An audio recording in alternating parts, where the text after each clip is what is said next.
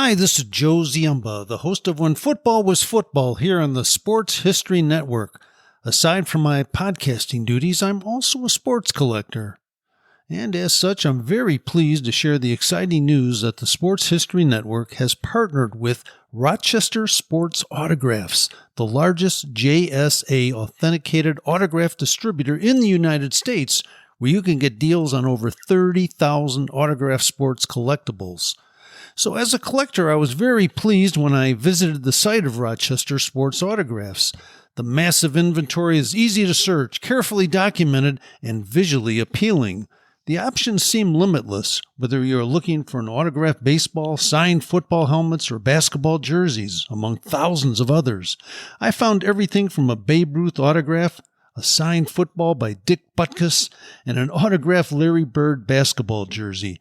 And as a collector, you'll be delighted with the very competitive pricing on JSA authenticated products. Made possible since RSA deals directly with athletes, so there's no extra markup, and the savings are passed on directly to the customer. Perhaps you're looking for an early gift for Mother's Day or Father's Day. Heck, who needs a holiday as an excuse to give a piece of sports history to your loved ones? Or how about yourself? Today seems like a great day to add to your own sports collection, right? RSA even has film, music, and other entertainment autographs on the site, so there's something for everyone. All orders from Rochester Sports Autographs are top quality and shipped to your door with top authentication and a money-back guarantee. And to make sure RSA knows that the Sports History Network sent you, we created a special link for you. All you need to do is head to shoprsa.com/SHN. That's shoprsa.com/SHN to get your own piece of sports history today. This podcast is part of the Sports History Network, your headquarters for the yesteryear of your favorite sport. You can learn more at sportshistorynetwork.com. On August 10th, 1673, Johann Conrad Dippel was born in a castle in Germany. You might not know this name, just like you might not know the name of this week's guest. However, if you sleep on this week's guest or Johann Conrad, you might get a little freaked out because they're both mad scientists. But what about that Johann dude would make you feel freaked out? Well, he was considered one of the most infamous mad scientists of all time. Oh yeah, you might recognize it when I tell you this. He was born in Castle Frankenstein.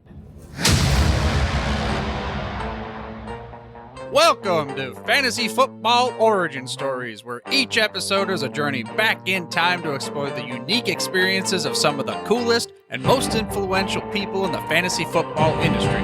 I'm your host, Arnie Chapman, also known as the Football History Dude. Now, I love fantasy football, and I want you to come along with me to explore the yesteryear of the armchair gridiron. So hop on board my DeLorean, and let's get this baby up to 88 miles per hour. This time as we step up the DeLorean, the date is September 9th, 1995. And we're sitting in front of the TV to watch the premiere of a new comedy, I guess we'll call it, cartoon TV show. It's called Pinky and the Brain, a show where a genius mouse and his not so bright buddy conspired to conquer the world. They even always say it in the episode. What are we going to do today? What we do every day. We're going to try to take over the world. Kind of like a mad scientist, right? Well, it's just like this week's guest, Aaron St Denis.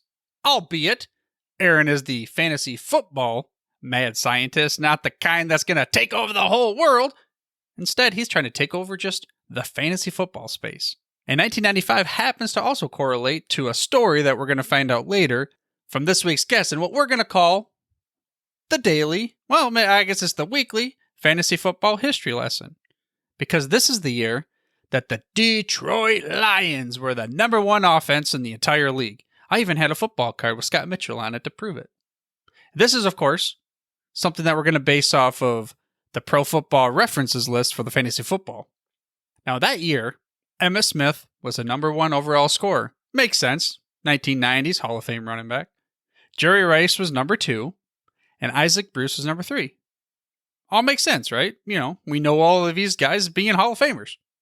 But here's the kicker, as a Lions fan anyways, because at number 4 overall was 84, but number 1 in my heart, Mr. Herman Moore. You might not know that name if you're not a hardcore fan or you don't remember growing up in the 90s. This dude could play. Now, Barry Sanders was number 7 overall, and Scott Mitchell, the quarterback, again, you might not know him, but he was number 12 overall.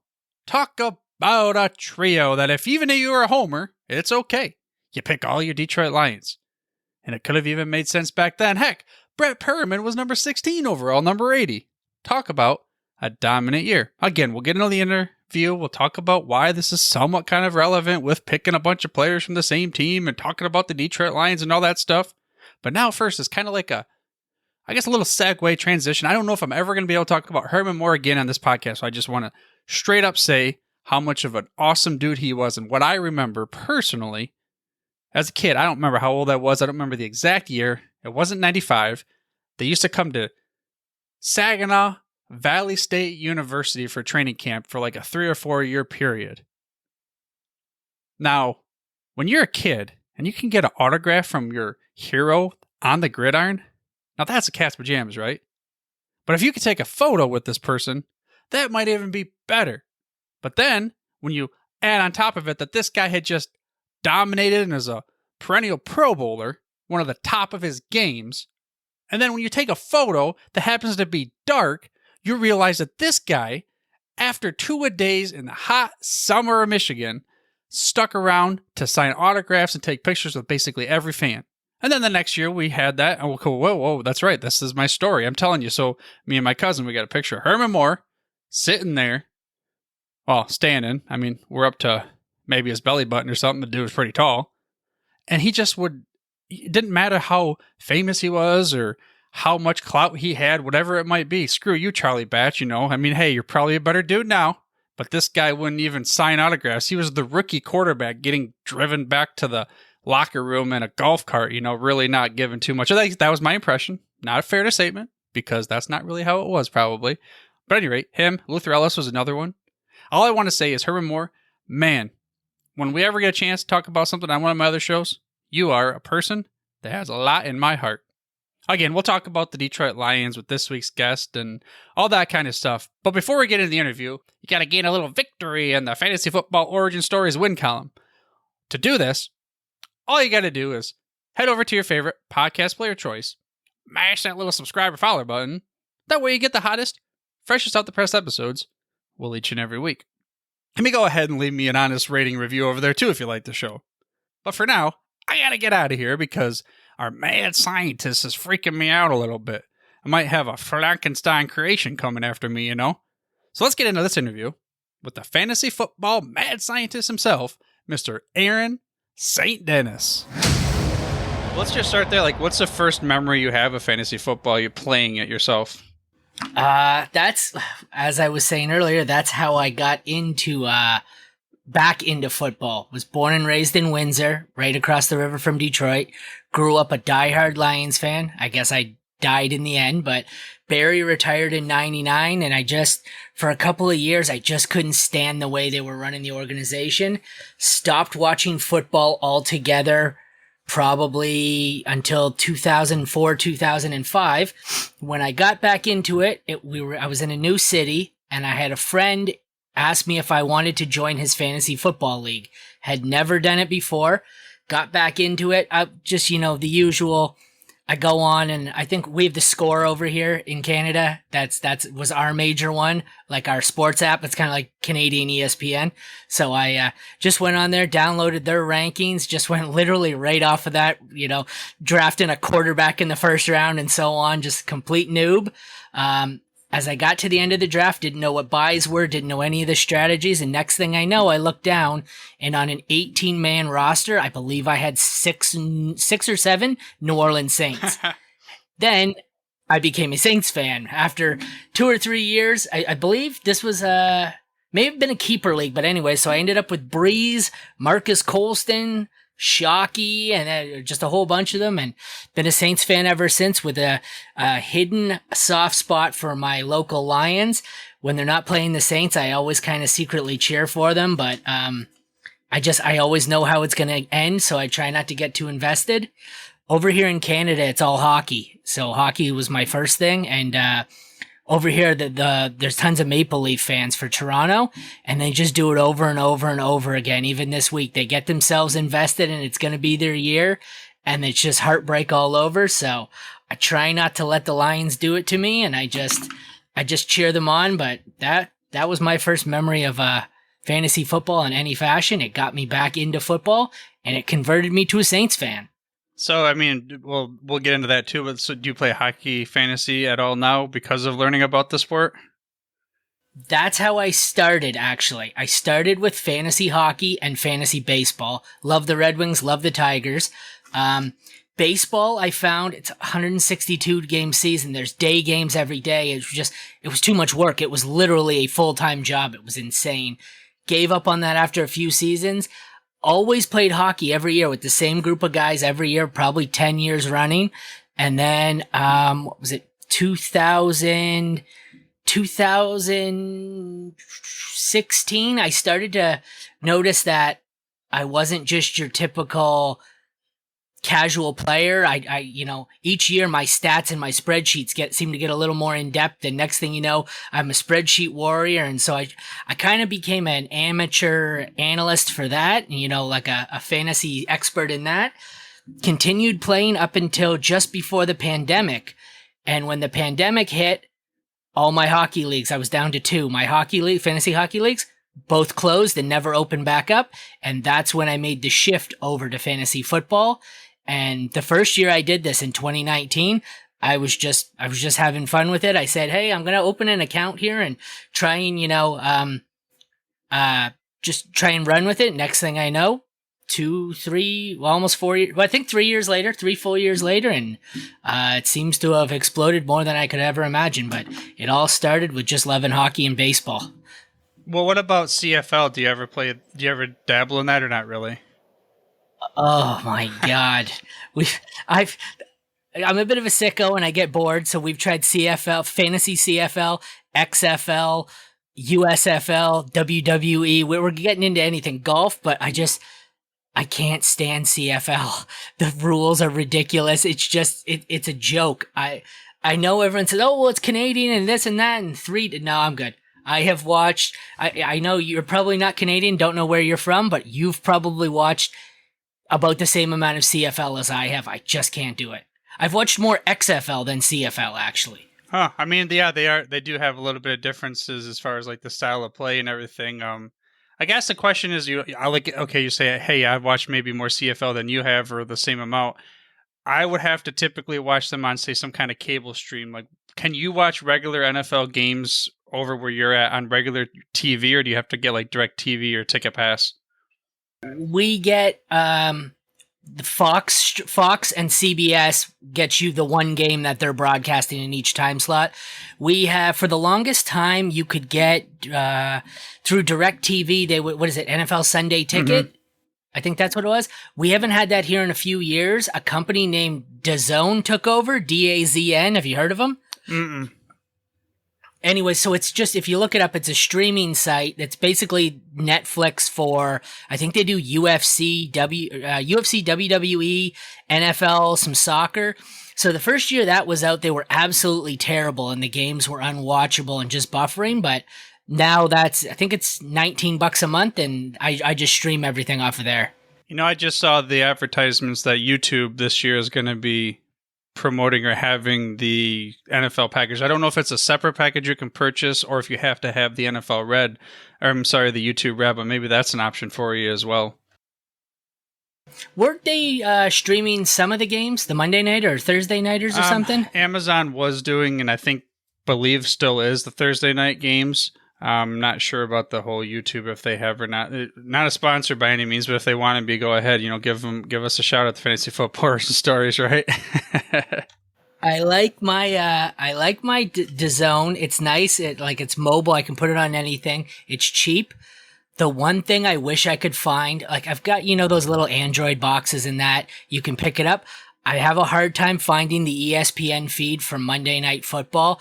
I love the Manning cast. It's so difficult to find a good version of it over here in Canada. That's the best part. We get the typical, what is it? Collinsworth on Monday night now? The boring feed. We get stuck with that. Right. Yeah, so I don't actually, for being such a football fan, I don't have ESPN, so I don't even see most of the Monday night games. I'm at DAZN, right? That's what you're talking about? Yeah, yep. Okay, I'm on there. Again, not a sponsor, but if they want to promote and they want to sell on fantasy football origin stories, go ahead.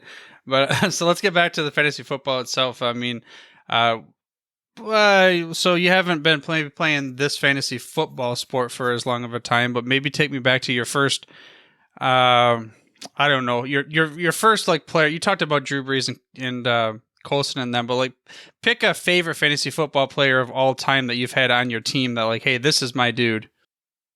It was I'm not going to go with the chalk. That's how I became a Drew Brees fan for that reason. He was awesome. But the one it's two. That it takes me back to my first ever championship. I had probably been, like I said, I think I started in 06 or 08, didn't win a championship till I believe 15 or 16 when I started taking it more seriously.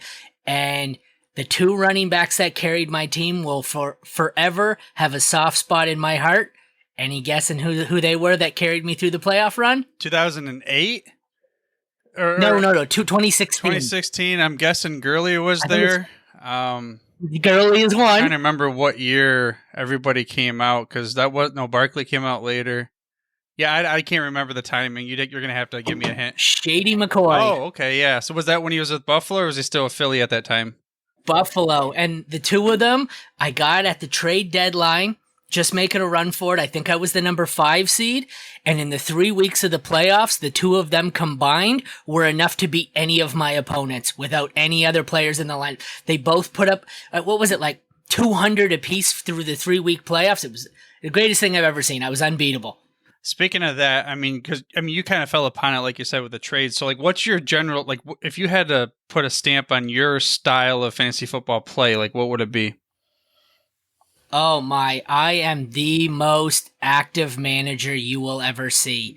Every league, I played 47 leagues last year. A lot of them were charity, some were work, whatnot, but even with that many leagues, you will look and there'll be, a combined 200 waiver moves throughout the season. 120 were mine. A combined, I think through 3 years of my work dynasty league, there's been 76 trades. I've been involved in something like 49 of them. I'm always I'm a stock market kind of guy. I'm always they're stocks to me. Just buy low, sell high over and over. And even I've got my little flow sheet where you've got, your 2 or 3 spots at the end of your bench that are, revolving door, right? So I'll take my 3 spots. I'll pick up 3 guys I like on the Thursday night game. They don't do anything.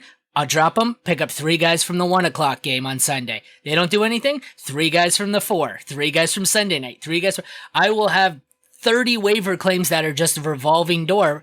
And everyone wonders why I do it. But, once or twice a season, I hit Eli Mitchell. I hit James Robinson. Last year it was Tyler Algier, guided me to a championship. You throw enough darts or, you dig enough holes, eventually you strike gold. And that's just me. I'm always even with trades, I'll make the deals where people send me messages and saying, what the hell is wrong with you? Are you out of your mind? Why would you accept that? And then a month later, we'll look back and they'll go, oh man, that was a really good trade. So it's, I've learned to don't worry about the trade calculators. Don't worry about whatever people say. Trust your process and just go with it. And I'm super active because of it.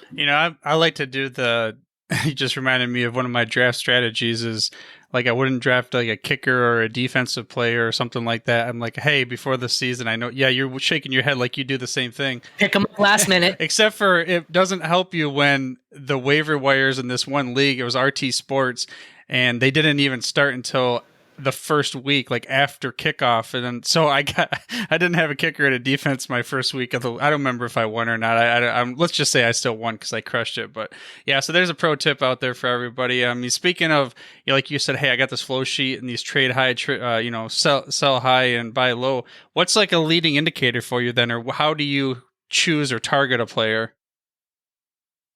Just the guys who've had, the guys who've started off with 4 awesome weeks. What was it last year? I'm thinking Carson Wentz, was it last year or the year before? Started off on fire through 4 or 6 weeks, but you just looked and the schedule was a joke. The metrics, the numbers were unsustainable. And that's just the thing I learned in fantasy hockey. I used to be on the forum nonstop of a site called Left Wing Lock. And it was all hockey, but they always had this thing called the weekly unsustainable, index. And you just go and you look at the people who, a guy's got 4 targets for 3 catches and 3 touchdowns. So it's not sustainable. So, or the guys who, they've had some bad lucks, maybe a running back whose team's gotten blown out and haven't had to run, you buy them low. There's not one specific way. You have to really pay attention. And, every once in a while you pick up on things, or just guys where picking up rookie running backs, even rookie wide receivers, the week they go on a bye and see if their workload expands coming out of the bye. Just, little things. Like I said, it's all about just taking shots over and over and hoping you hit a few throughout the year and turn your wasted bench guys into, potential studs or even flex players. You mentioned a couple of moves more recently, but what's a trade? Well, I mean the Shady McCoy one too, but besides that, maybe your most how am I going to word this question? The trade that you went into, you're like, maybe I shouldn't have made that, and then actually it turned out you're like, wow, that was an awesome trade. Oh, I have so many. There's a trade, actually, I can't say it's worked out awesome because it hasn't finished yet. I made one last week and everyone in my league made fun of me for it. And even at the time, maybe I think 2 weeks ago, I said to myself, I don't know if I like this move, but I'm in a dynasty league. I own all the picks this year. I actively tanked last year. 2021, I was 8-1 going into week 10. Every player either got injured, they were old and underproducing. I had Brady and whatnot. One of them ran half naked across the field. I won't name any names. It was a sell time. So I ended up squeaking in as the 6th seed, but I decided I was going to sell off all my old players for, they were giving away 2023 first rounders. So I sold them all off. Now I have all the 2023 first rounders. So this year I'm going to have a nice young rookie team, but I had one high value receiver that I'm a little scared of, Cooper Kupp. Little old, coming off an injury. So I said, you know what? I'd love to move him for a slight tier downgrade receiver, and get something extra. I had a list of maybe 12 receivers I'd be willing to take. Started with St. Brown, Garrett Wilson, stuff like that. Nobody wanted it. Ended up settling on a guy I'm not sold on at all. Traded him for Christian Watson and a second. Hated the deal when I made it, but the more I've gotten away from it in the past few weeks, the more I look back and I think, I don't mind that trade. I think it might work out. It might backfire in my face, but, there's a lot of that. You just kind of, you just, follow your gut and see if it works out. Actually, the best one, I kind of transitioned myself into remembering one there. What was the COVID year? 2020, 2021? Yeah, 2020. Took advantage of that COVID game. Was it Tennessee and Buffalo? The one that was canceled due to COVID? There were a couple of them, but I believe that was one of them, yeah. Had a guy, he was super low on A.J. Brown, had no receivers left for the Tennessee-Buffalo game, and had nobody, needed someone to play. I don't remember who I gave him, but it was someone, it was a low-end running back that never did anything. I want to say it was was it not Raheem Mostert? But anyways, it was a low end guy, ended up being a flex running back. He made the deal and traded me for AJ Brown and flexed the guy. And then AJ Brown carried me to a championship the rest of the season. Just because, I ended up that week, I had no one to start. I took the loss, but I got AJ Brown. So people are saying, oh, you're in a playoff hunt here. How can you take an automatic loss? Well, it carried me to a championship, so. That's okay. Two things. A, was that your dynasty league or was that just a regular redraft league? No. Okay, Redraft. That would have been like dynasty. Yeah, that's insane in dynasty. It would have been crazy if it was dynasty. Okay, so the other thing was another thing I used to do when I would draft was be super meticulous about, okay, if there's a bye week, I'm not going to take him. I wouldn't duplicate buys. But now I'm at the point where A, most of my roster is not going to be the same by the time bye weeks come around. B, even if I do take the L, I'm going to be stronger on the other ones. It's like you just said, it's like that's one of my, I guess, things I used to be super hardcore on, but I don't even factor in anymore. Yeah. Doesn't always work out for you, some of the plans. I think 2 years ago, went into the final week. We had this really weird redraft league where they set up a play-in round, but it's the last it's the last week of the season where there's still buys. So that week I had already clinched the number 2 seed. I had a first round playoff bye. The other guy still had to play. His only quarterback was Jalen Hurts, who was on a bye that week.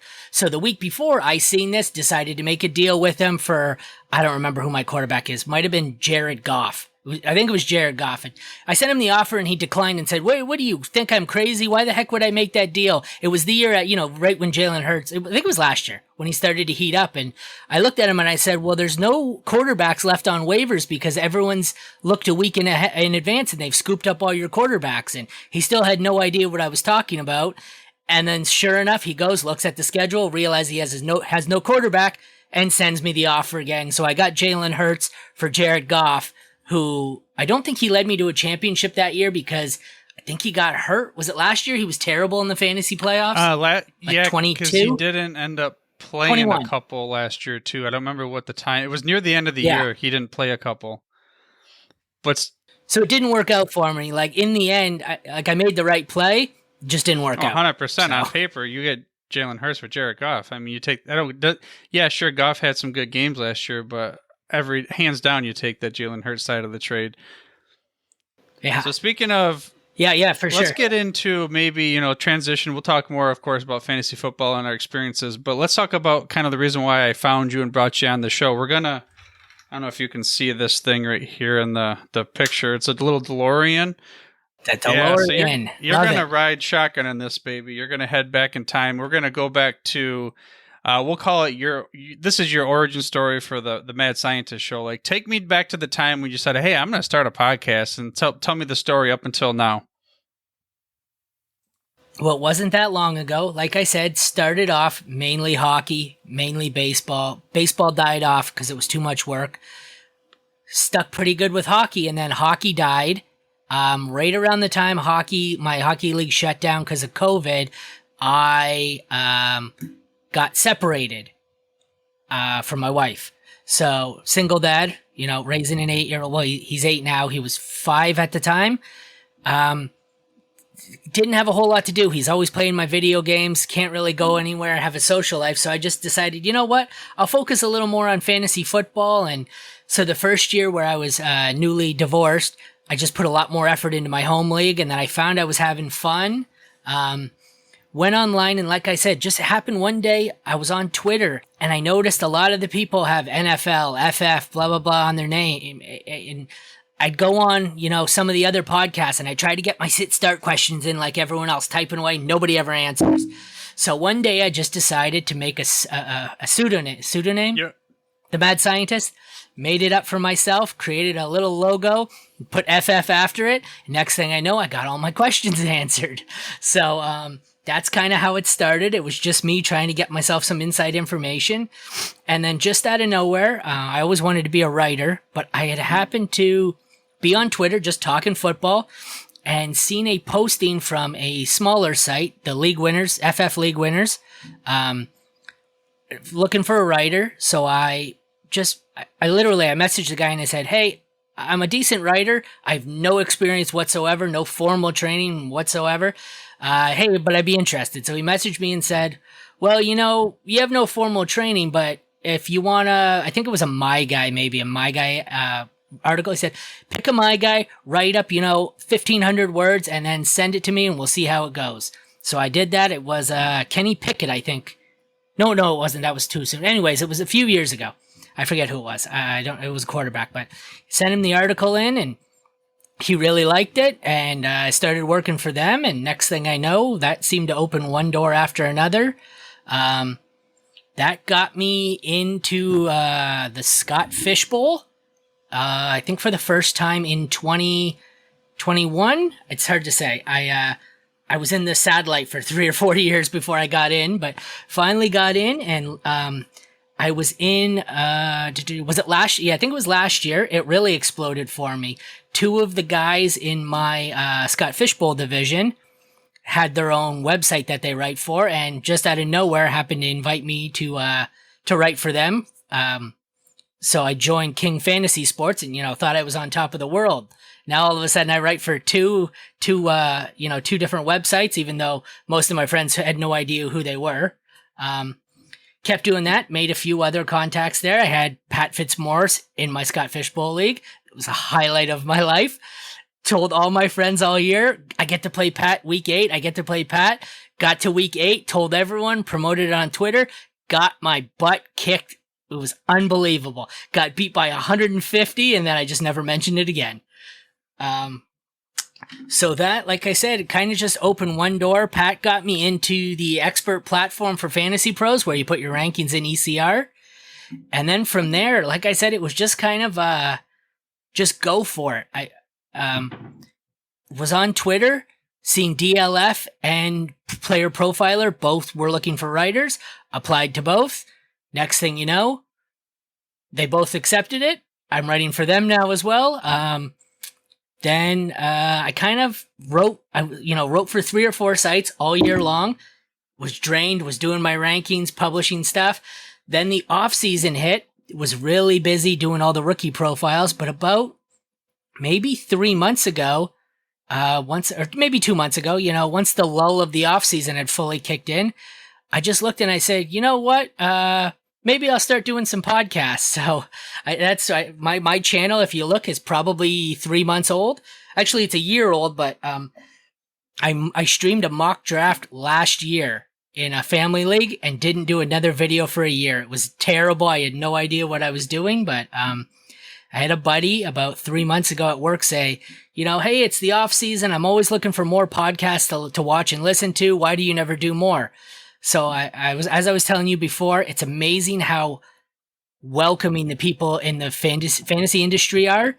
I just happened to send out basically a mass Twitter DM just saying, hey, I'd like to do 15, 20-minute My Guy episodes on my podcast. Would you be interested? Hoping I'd maybe get 1 or 2. I ended up with something like 47 replies of people I didn't even know or didn't think knew I existed. And I published, I think, 35 of them in like 15 days. And next thing I know, I'm starting another one this week on the team by team breakdowns after. And next thing you know, I apparently have a nightly podcast with guests I didn't, who never even used to answer my questions on their pod. So it's been a whirlwind. It's amazing how welcoming the people in this industry are. Yeah. I mean, anybody I've ever spoken to has been real cool too. Well, I mean, there's a lot of follow-up questions. First, okay, you said I just put Mad Scientist and then FF behind it, and now I'm legit. But how did you fall upon the term Mad Scientist? Is there like a backstory there? Absolutely. It's not a elaborate backstory, but I told you I'm very active, and I concoct these ridiculous trades and flow sheets for my ad drops and everything. And I forget what I did, but I made this trade. Oh, you know what it was? 2 years ago, during the off season, I was selling and I had Kenny Galladay, and I flipped Kenny Galladay for 2 firsts and a second. And my buddy in the group chat messaged, the Mad Scientist is at it again. And that's where the name came from. Further on that story, the Kenny Galladay picks turned into George Pickens, the 101 and the 201 this year. Wow.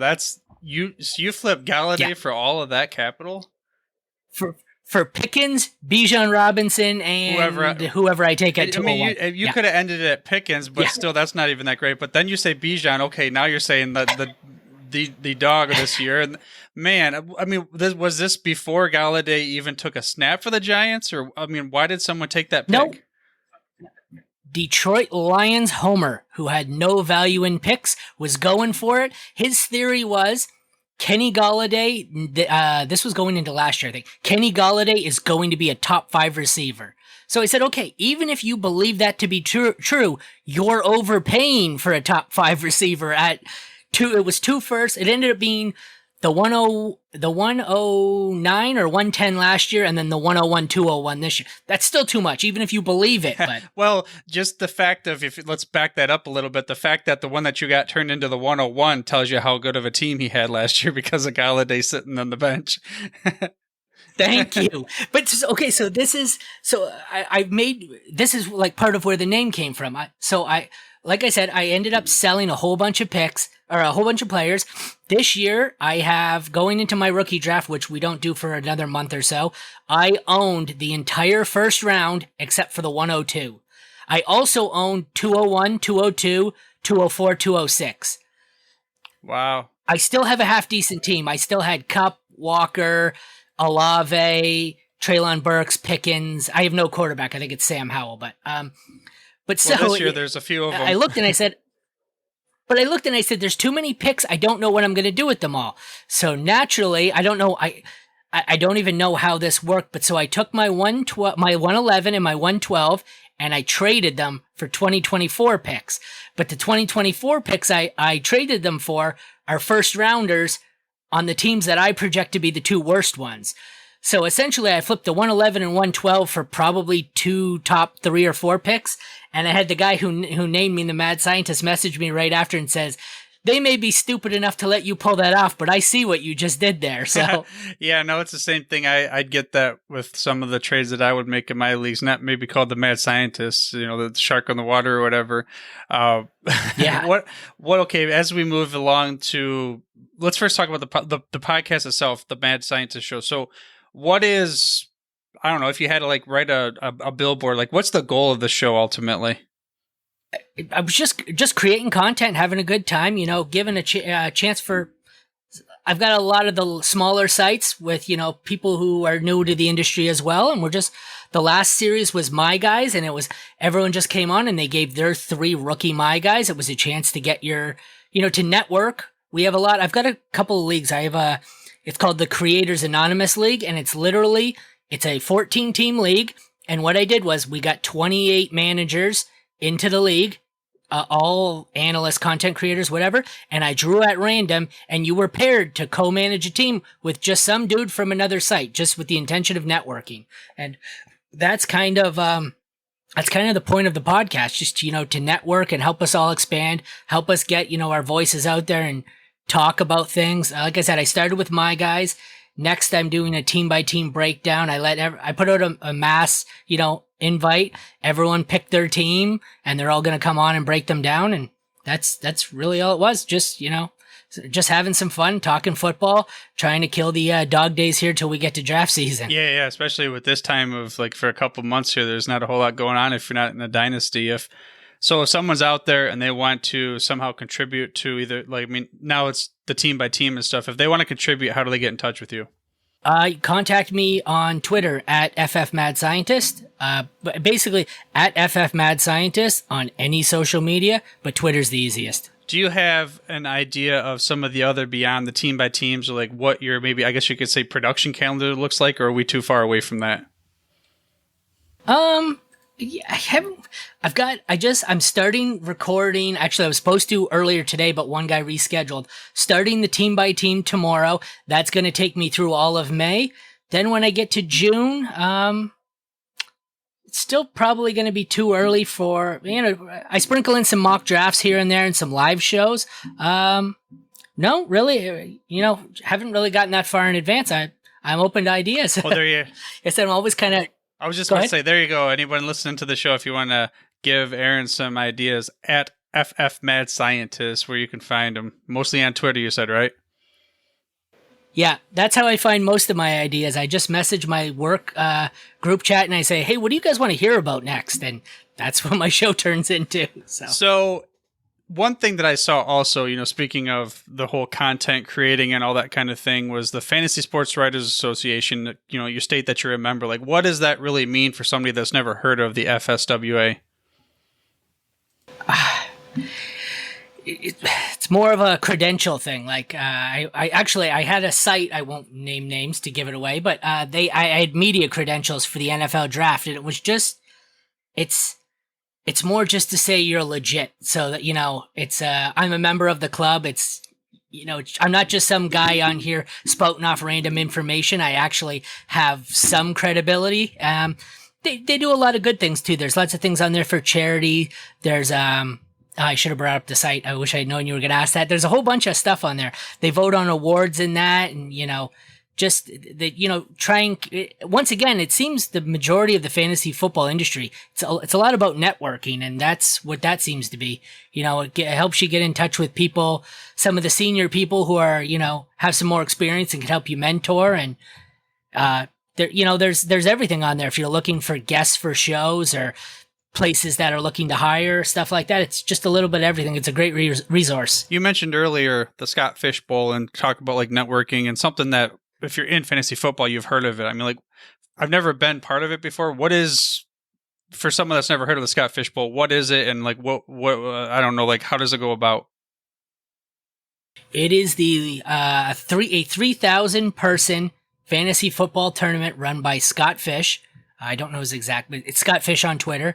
And the whole thing, there's no mandatory donation, but everyone gives anywhere, $5, $50, whatever. And it all goes to Fantasy Cares. And I think last year they did a toy drive for Christmas, but it's just for fun. You get in there and you draft your team. It's not quite best ball, but you draft in June.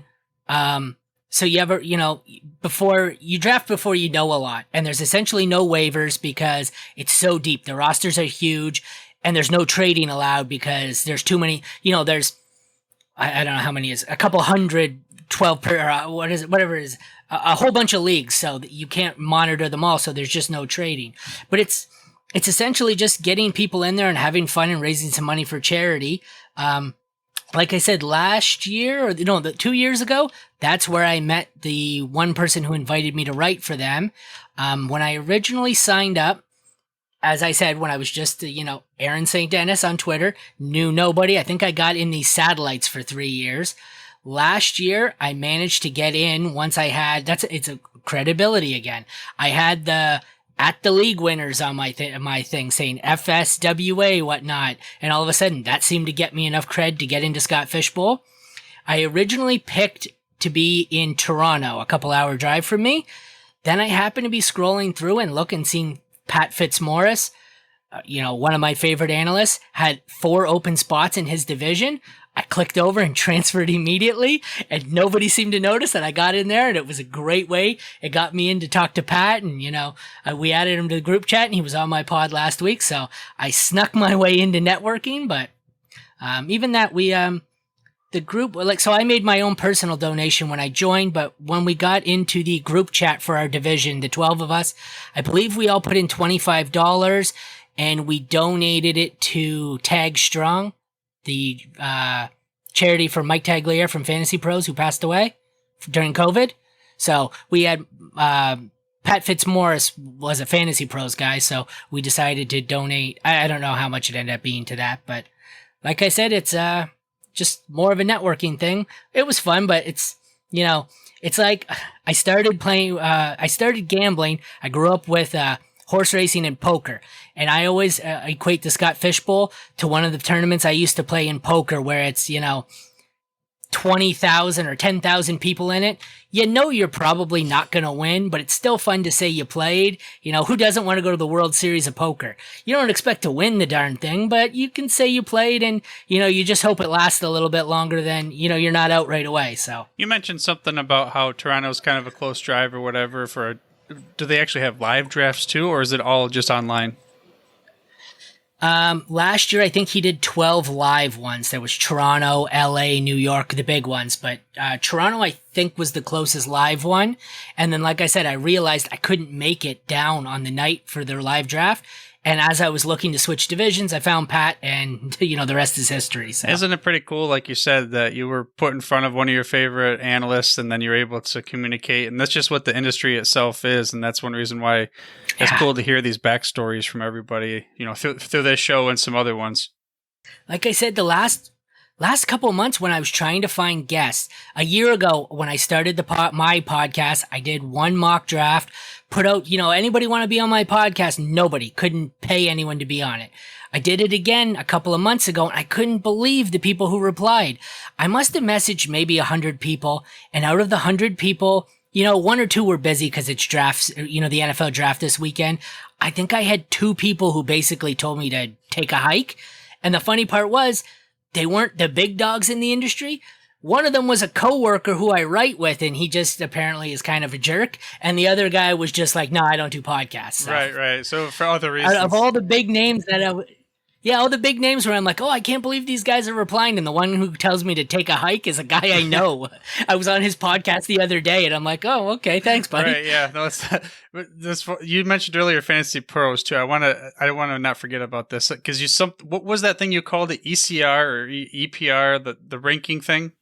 ECR, Expert Consensus Rankings. It's just, I think Fantasy Pros has maybe 250 experts on there, and you go in and you just put your weekly and year-long rankings, and then this just basically, you can click on each individual ranker, or you can just click the ECR, which is the average of all, however many people you select, and it just tells you what the average ranking they have is. So is that like they give you some kind of like back-end access or like on your site? Or because I seen before, like, that said you're an expert ranker, and it looked very similar, their format, to when I go on their site. It's the same thing. You get Pat Fitzmaurice set me up with that. They email you the link. You have to set up your account, and you go on, and you have basically not admin access, but you go in and you can do all sorts of stuff there. You upload their ranks, and they update. When you do it, it updates on their sites within minutes normally, and it allows you to you can click, there's a spot to link, like to, copy the link, and then copy and paste it to wherever you want. And I think their only agenda is you have to tag them in it when you're posting, to get them more publicity. So that was kind of cool being invited to that. I couldn't believe it, but it's a pretty cool thing. Pretty neat concept from their perspective too, to be able to let people contribute. Obviously, they get publicity from it and everything too. But this upcoming year, I won't hold you down to names yet because of this so many changes that are happening. But like, what's your approach normally with let's just go quarterbacks? Like, what style are you looking for?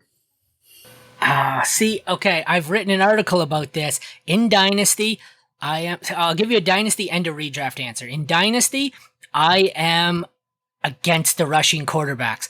I know the Jalen Hurts and the Josh Allens. I know the cheat code they can give you, but my whole article, the thesis of it is treat rushing quarterbacks like running backs. They have a 2 or 3 year window, then the rushing ability tapers off, the injuries kick in, and their value plummets. Whereas you see, Tom Brady is a bad example because it's Tom Brady, but a Matthew Stafford.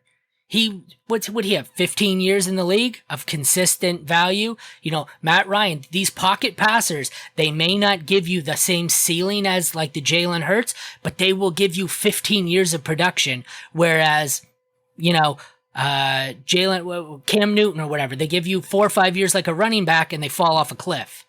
And then as far as redraft goes, typically, I think most of the redrafts I play in are one quarterback. I was always a fan of wait and draft the quarterback late. I think you're going to see that change this year. Normally, you were able to get, the middle round of quarterbacks, the Brady, Stafford, Kirk Cousins, Derek Carr, those guys provided decent enough value to get you by. Last year, it was if you didn't have the top 5 or 6 quarterbacks, you were dead. So I think you're going to see quarterbacks in redraft go earlier this year than you've seen in 10 years. So. Yeah, that's something that I talked about recently, I think on the last episode or maybe the one before, of how I used to be I'm taking 3 running backs in a row in the first, second, third round, third round back in the day. But obviously, you do that now, that's not going to work out too well for you.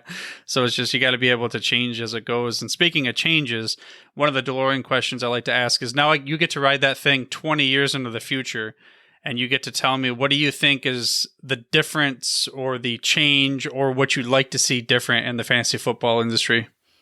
Oh, I don't know, to tell you the truth. I think the COVID already brought about most of the changes, like things like this, us looking on face to face on a podcast. This was just something out of an old Simpsons episode for the longest time, this video chat.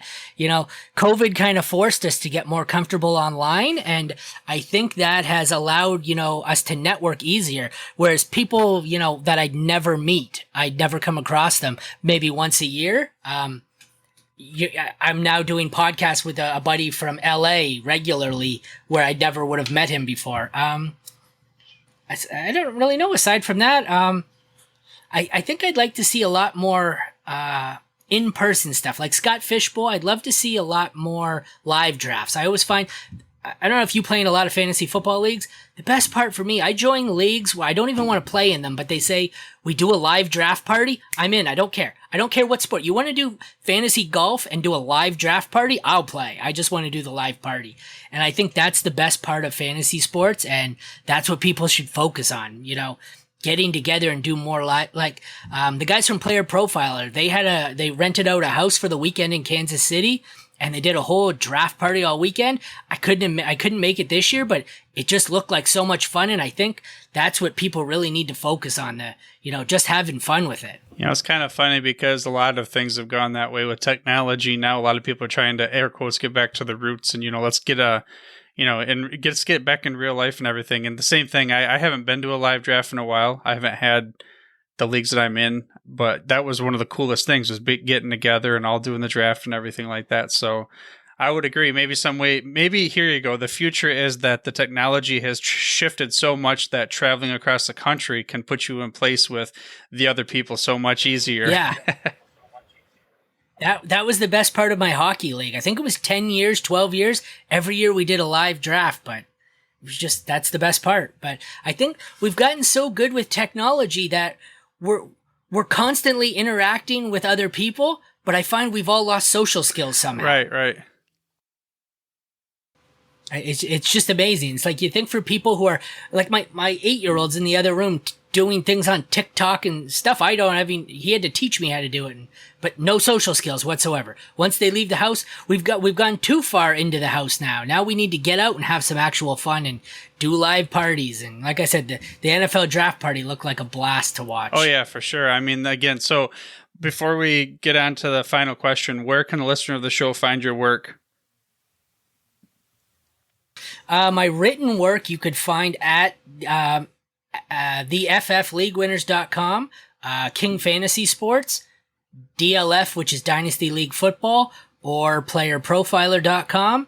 You can also find my expert rankings in the ECR on Fantasy Pros.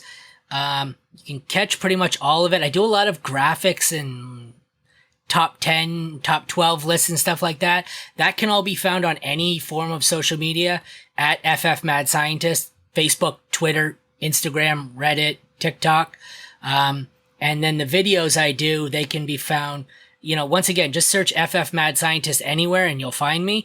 TikTok, Instagram, YouTube, Spotify, Apple Podcasts. They all have either the podcast version or the video. I'm everywhere. Just FF Mad Scientist, and you'll find some form of my work, whether it be written, video, or audio. It's everywhere. I'm a true sicko. Like I said, doing this kind of, I really got into it pretty heavy back when hockey shut down. It was meant to be kind of a distraction from a rough divorce, and I have just become a total sicko at it. I'm just full speed ahead. So it's doing its job, though. It's my therapy. So it's quite therapeutic. Well, there you go, FF Mad Scientist. And so now we'll change the question at the end of the show. So let's put all these little different things into the beaker and come out with an answer for the listener of the show that is where you were, maybe call it 3 to 4 years ago, and you're like, I kind of like this thing, but then I want to kind of dive in and maybe start contributing. What kind of advice would you give to them? Be bold. I was terrified. Stage fright. I hated public speaking. The first time I did a podcast, I was streaming by myself and pick 101. Pick I was terrified. Even like responding to things. Like I said, one day I just decided I wanted to create a fake name, almost a fake name to hide behind in case I ended up embarrassing myself because I didn't know anything. Create a fun name for yourself. Go on Twitter, network with everyone. I think I followed hundreds of social media, fantasy football accounts to the point where they had me blocked temporarily on Twitter to where I couldn't add anyone. Just talk to everyone, network with everyone, reply to everyone, but don't be a jerk. Just be nice, contribute, answer questions, and then, once you kind of get your foot in the door, just apply for everything.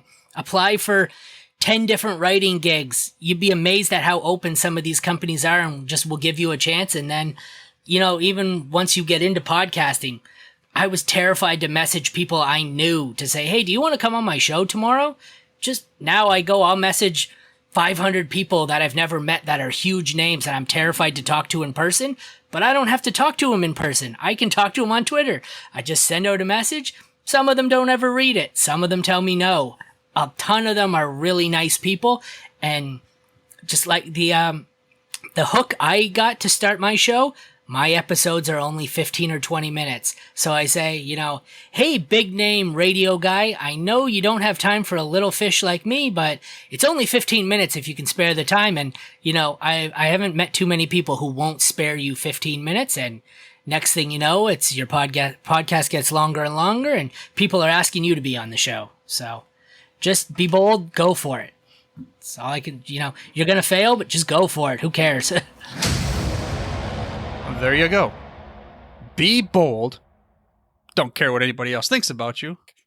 You know what? Go out there and have some fun, man. Even if you are putting yourself out there as far as the fantasy football landscape. And I'm sure in the interview you could probably pick it up. But man, when I was watching this guy, you could tell he's just a regular Joe. Happens to be super passionate about this fake sport that we all love. And it really came through in it. As far as the whole, interview, but you've just talking to each other in the beginning, afterwards, and all that kind of deal. In fact, it got to the point where it turned him into the mad scientist. But for positive mad scientist, concocting all these things together. Maybe that Frankenstein moment where, Dr. Frankenstein in the book tried to create this monstrosity, but it was out of a good heart. He wants to create this madness that is fantasy football algorithms, hand it over to you, and maybe help you win a championship. Speaking of that, let's put it on a serious note here. Seriously, I hope you enjoyed this episode. If you did, again, don't forget to share it with at least one of your friends, Talked about it before. It's one of the only fantasy football podcasts that you're okay sharing with your friends because we're not all about just a bunch of rankings. And the easiest way to do this is to, of course, hand them your phone, show them what the Fantasy Football Origin Stories podcast is.